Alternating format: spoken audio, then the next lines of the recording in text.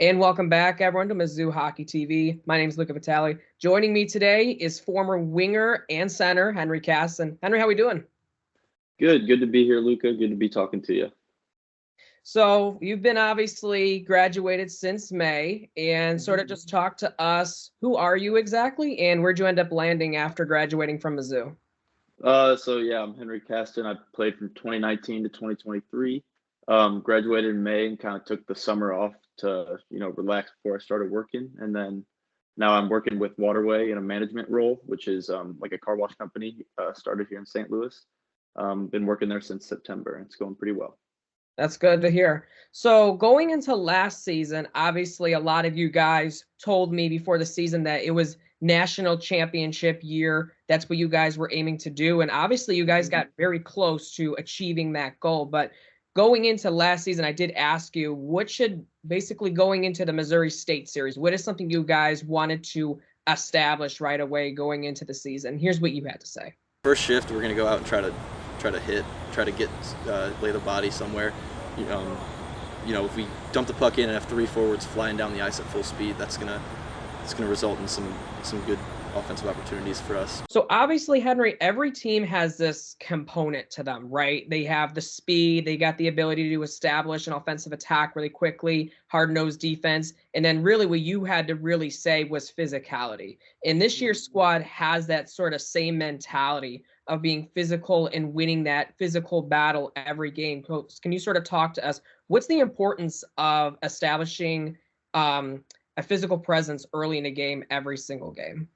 Yeah, I mean, it just gives you an advantage in the third period if you're wearing the other team down over the course of the game, playing physical, and might give you that little bit of an edge towards the end of the game, where you maybe a really close game and you need just a little bit of an edge to kind of take it over.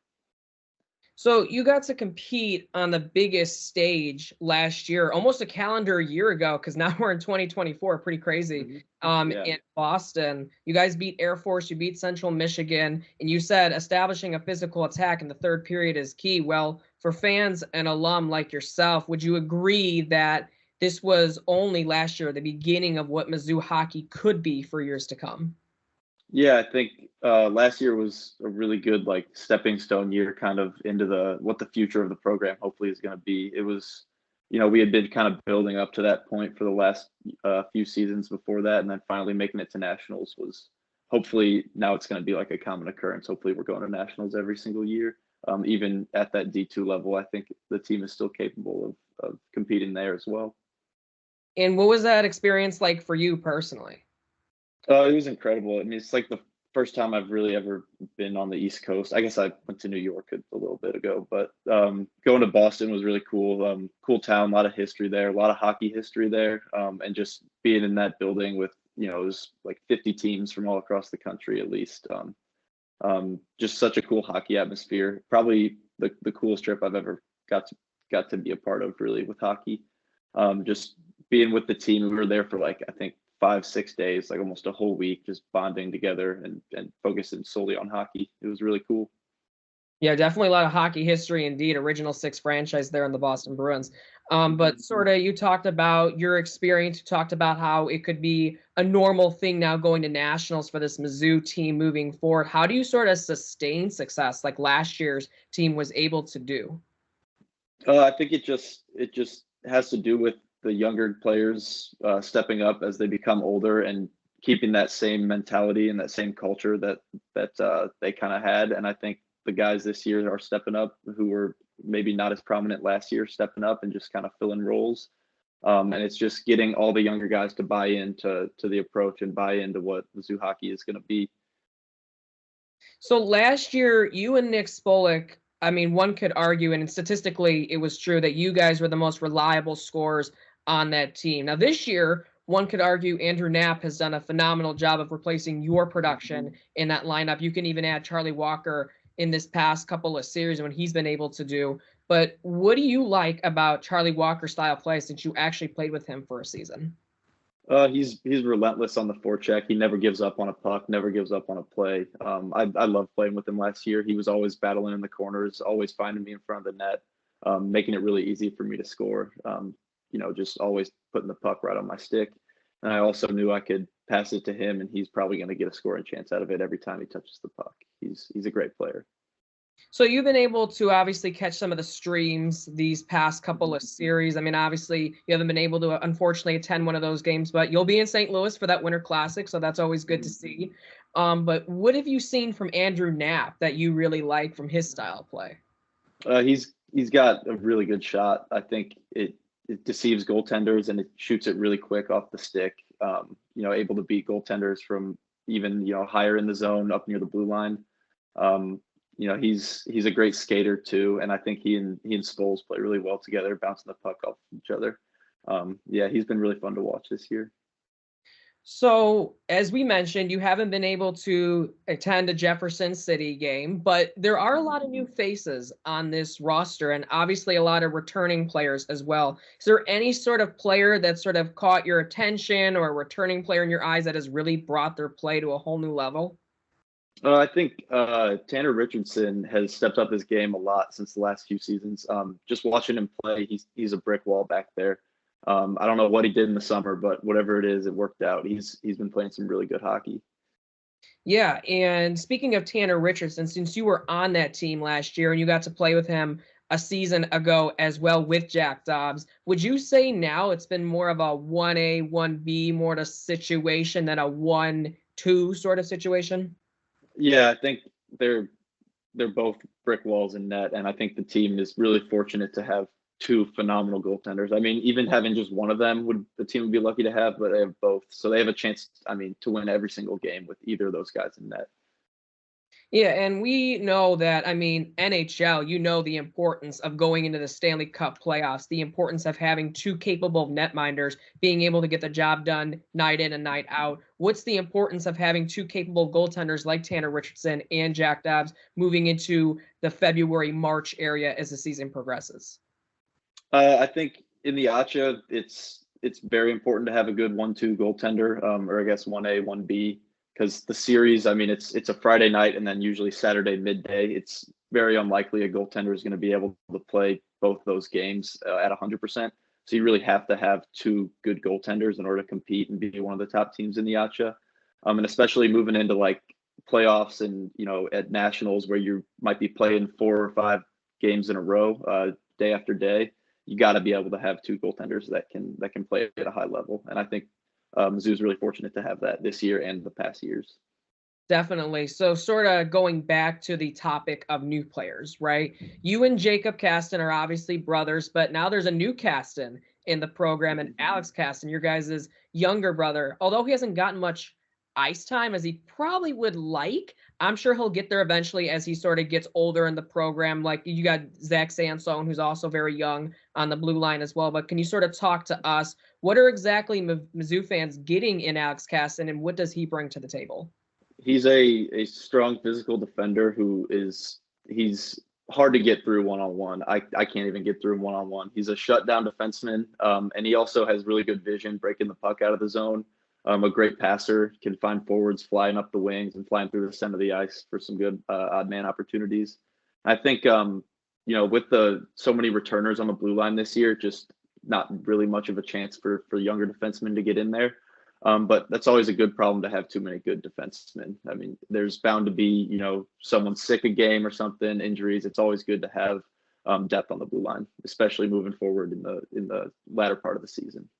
Yeah, you definitely mentioned depth on the blue line and how injuries could happen. In fact, that is exactly what has happened this season so far. Andrew Castioppo missed a couple of games. Jack Hazelton missed 2 games. Drew Driscoll missed a game. It's definitely been, the blue line has been hit hard, but like you mentioned, depth is very important in this sport. And we've seen your brother actually play a couple of minutes here and there, and he's actually looked very solid to be in his freshman campaign. So that's always good to see.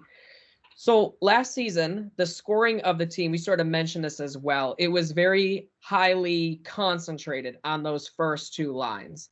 And what sort of came to my mind was the Colorado Avalanche, this year's Colorado Avalanche. You got Nathan McKinnon, you got Mikko Rantanen, and then on that second line, you really got the Valerie Nichushkins of the world that are really able to score. But those last 2 lines, you don't really see a lot of scoring production. And I felt like that was you guys last year a little bit, a lot of first line, second line scoring. This year, it's been a lot more distributed The bottom two lines, as we know, they're usually viewed as depth, but this year's third and fourth line, they've been a lot more dangerous. Brett Zimmer has been able to get some production. Ben Schrader has been able to get a lot of production. How does that help a team come MACHA and ACHA sort of time in March? With playoff hockey, it's a lot of matchups. So the other team's going to be sending out their best defensive line against a top line. So it's going to really limit their scoring. So you really have to have depth. You have to get scoring from all the way up and down the lineup in order to win a national championship or to compete for a national championship. And I think last year we may not have had the scoring depth on the third and fourth lines, but they did play a pretty big role in being shut down defensive lines, playing against other teams' top lines and not letting them get on the board, and then giving those top two lines chances to get out there against maybe a weaker line and capitalize on that. So I think, but having depth, is really important come playoff time. You got to get scoring. Yeah, we saw it last year, and I mean, we saw how far you guys got. I mean, 2 wins in nationals. This year, this team's even better.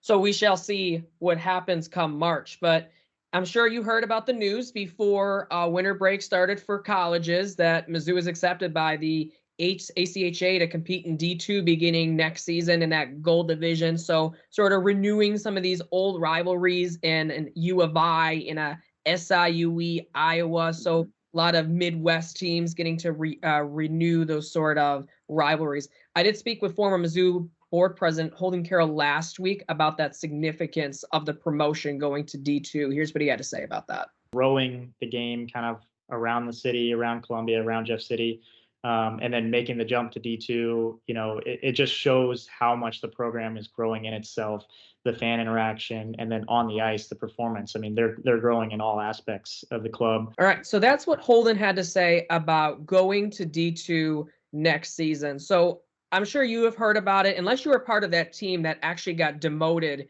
to D3. Were you part of that team? No, I think I came a year or two after that. I was started in 2019. So. Okay. So with that in mind, obviously now you're on the right side of history from going from bottom to top as opposed to the reverse sort of thing. So your thoughts on what Holden had to say about the impact of the Tigers going to D2, specifically a growing program?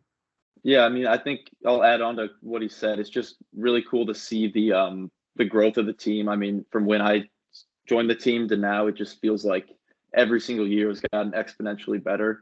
And I think it's really cool for the not only the players now, but incoming players in the future. It's going to be more of a destination for some higher tier players to want to come to Mizzou. Know that it's a D2 school now instead of playing ACHA D3. I think it's going to bring in some better players, and then I think the community is going to get around it even more than it already has. Which I will say, the community in Jefferson City is really great. They come out and they support the team, and I think going up to D2 is only going to make that even more a big part of the community there in Jefferson City.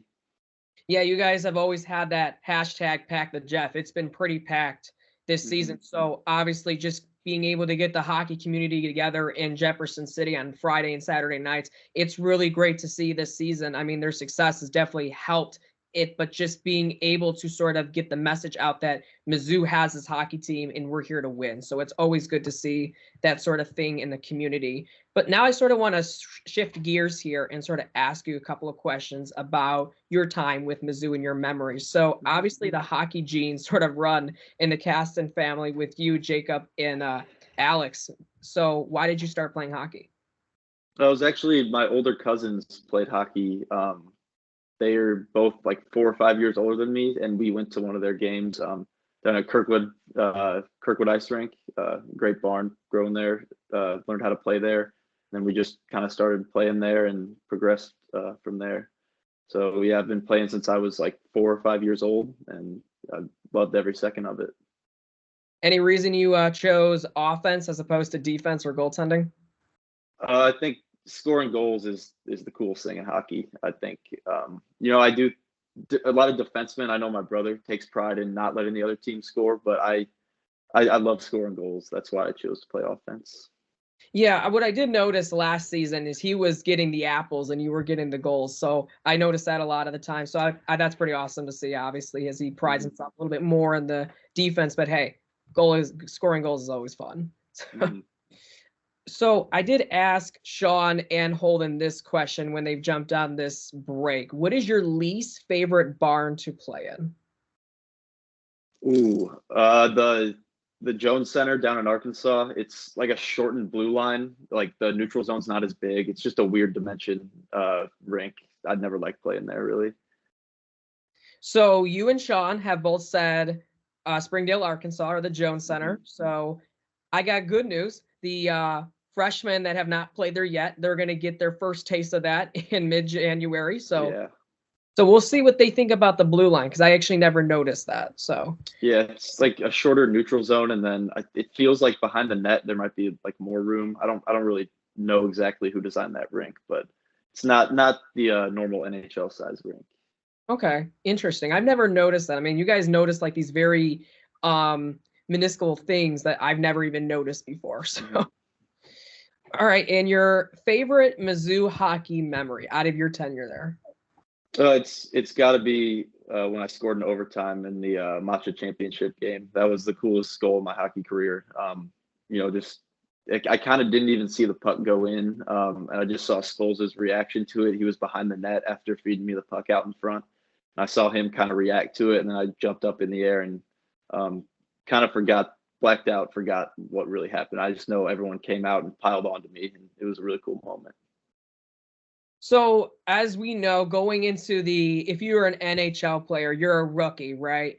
You know when it's your welcome to the NHL moment when you get robbed by a goaltender, like as those top goaltenders, like a Shesterkin or a Sorokin, those sort of guys, or you get laid out, like you get decked by some dude like Nick Foligno or Ryan Reeves, Tom Wilson, those sort of guys. What was your welcome to the ACHA moment during your career? I would say first trip down to Mo State. I think it was like our second or third weekend my freshman year. I remember just getting absolutely destroyed, bringing the puck up right at the blue line. A defenseman stepped up and took my head off, and that was my welcome to the ACHA moment. But that was I learned how to avoid hits after that, I would say. That's good. That's always good to hear. So last sort of question. Do you still play hockey, by the way? You and Jacob still playing hockey? I haven't like joined a league or anything, but I've gone to a couple drop-ins and but looking to maybe join a men's league here in the near future. That's good. That's good. All right, everyone. Thanks for tuning in to Mizzou Hockey TV. My name's Luca Vitale. Joining me today, Henry Kasten. Be sure to follow us on social media. Visit our website. Again, my name's Luca Vitale. Joining me today, Henry Kasten, and we'll see you around.